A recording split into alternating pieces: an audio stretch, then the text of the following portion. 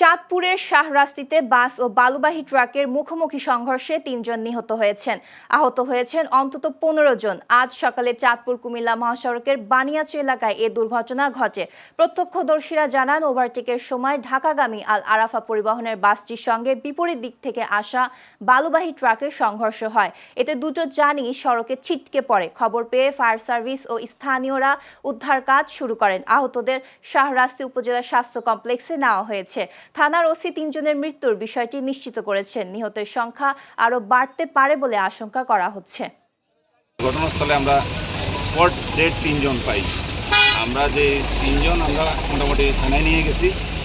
লাশের সুরতহাল এটা প্রক্রিয়াধীন আছে এবং আইনগত ব্যবস্থাটাও প্রক্রিয়াধীন। এছাড়াও এখানে আমরা যতটুকু জানতে পেরেছি যে আল আরাফা বাসের অনুমান ১০ থেকে ১৫ জন যাত্রী আপনার আহত হয়, বিভিন্নভাবে আহত হয়। এদেরকে প্রথমেই আপনার কি যেন বলে শাহরাস্তি উপজেলা স্বাস্থ্য কমপ্লেক্সে আমরা পাঠাই। তাদের অবস্থা গুরুতর হওয়ায় অনেককেই আমরা কী করি কুমিল্লা মেডিকেল কলেজে হাসপাতালে প্রেরণ করা হয়।